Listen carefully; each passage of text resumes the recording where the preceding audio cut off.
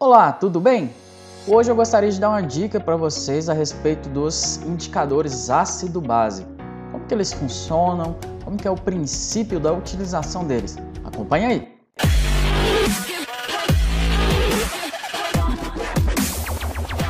Bom, pessoal, indicadores ácido-base, o nome já dá uma ideia do que é. É aquela substância que serve para indicar se o meio está ácido, se o meio está básico, ok? Serve para indicar uma mudança da acidez ou do pH do meio. Daí a gente tem alguns tipos, de indicadores ácido-base, ok? O mais conhecido aqui, olha, é a fenolftaleína. A fenolftaleína, ela tem um pH de transição, onde ela muda de cor entre 8 a 10. Então, abaixo do pH 8, a fenolftaleína ela é incolor. De 8 a 10 ela começa a mudar de cor quando ela está em solução. E acima do pH 10, ela dá um rosa bem forte. Então ela é muito utilizada em processo de titulação ácido-base, ácido forte com base forte. É vastamente utilizada, ok? Para indicar se uma solução está ácida ou está básica. Mas é importante saber essa faixa de transição, que é entre o pH 8 e 10, ok? Então, por exemplo, se você pega a fenolftaleína, goteja ela numa solução que esteja pH 7,5, a solução vai estar levemente ácida, porém, levemente básica. Porém, a fenolftaleína ainda vai estar incolor, ok? Porque ela só muda de cor por volta do pH 8 em diante, beleza?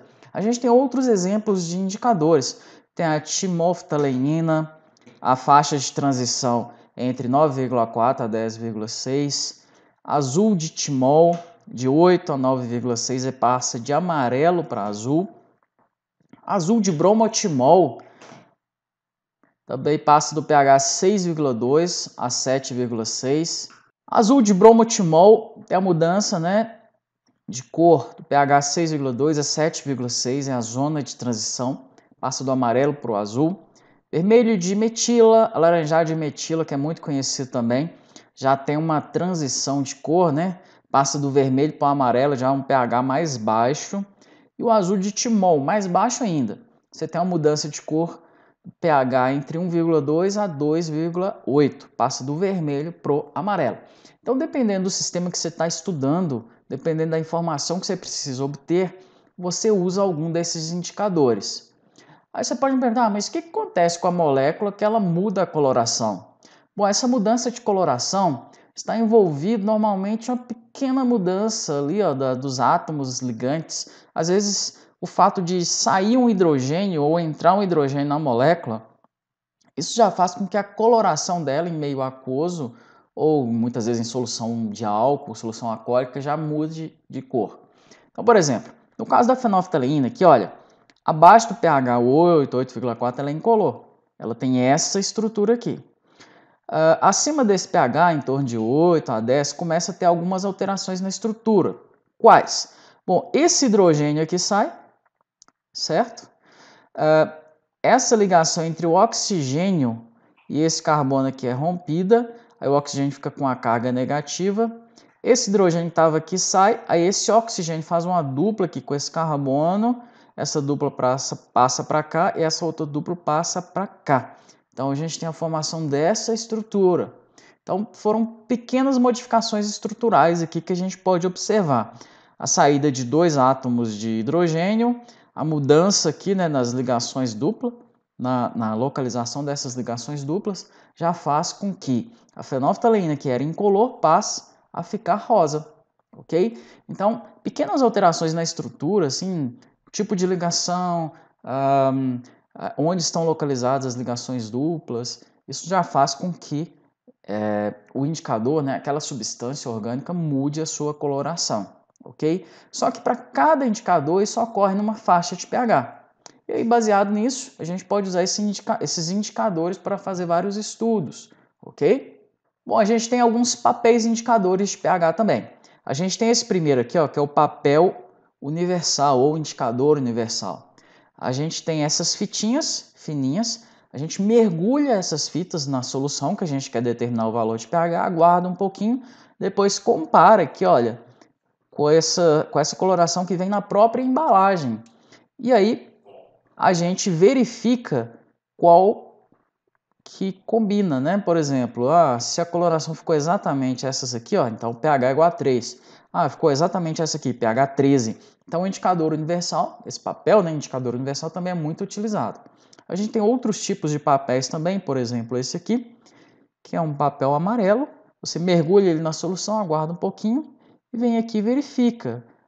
Ficou esverdeado aqui, ó, essa tonalidade. Então pH é 7, ficou esse azul forte aqui, pH 11. Então é muito útil para verificação do pH da solução.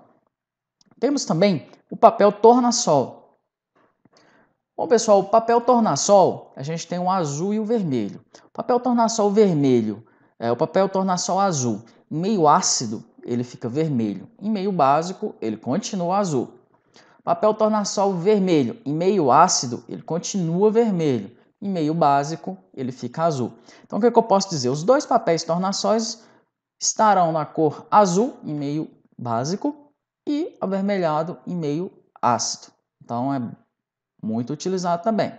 Bom, as medidas de pH, por exemplo, um papel indicador universal, esse outro, um papel tornassol, na verdade não é uma medida tão precisa. Se você precisa de um valor exato, um valor preciso de pH, então você deve usar um equipamento, que é chamado de pHmetro, beleza? Bom, o pessoal também cria indicadores naturais de pH. Você extrai, né, o extrato de algumas plantas, prepara algumas soluções com esses extratos e aí algumas plantas, frutas podem ser úteis na indicação de pH. A gente tem vários trabalhos publicados sobre isso. O mais comum aqui é do repolho roxo. Olha aqui, ó, extrato de repolho roxo em soluções com diferentes valores de pH. Então pH 1 tá alaranjado, pH 2 rosa, e aí vai mudando a tonalidade. Por exemplo, aqui, ó, pH 14 está amarelado. Então o extrato do repolho pode ser utilizado também como indicador natural de pH. Extrato de amora, a gente pode observar as colorações aqui, olha, que vão mudando gradativamente. 14 aqui, né, bem amarelo, bem específico. Extrato de jabuticaba também é parecido com o de amora. Extrato de uva também pode ser utilizado. Então tem algumas frutas que podem ser utilizadas como indicadores também de pH. Dá para a gente uma estimativa do pH daquele meio. Então, pessoal, se você quer ter uma medida precisa, é necessário usar o pHmetro, que é um equipamento calibrado que dá medidas precisas. Mas se você precisa saber aproximadamente o pH, você pode utilizar um papel indicador universal, você pode utilizar um papel tornassol, ok? Se você precisa acompanhar uma titulação, apenas a mudança, por exemplo, do meio ácido para o básico, ali em torno do pH 8, você pode usar fenolftaleína. Se for outro pH, você pega um indicador que for mais adequado para usar naquele pH ali, ok? Então essa é a dica que eu gostaria de deixar para vocês aqui hoje. Se você curtiu, vai lá e dá um joinha e até a próxima.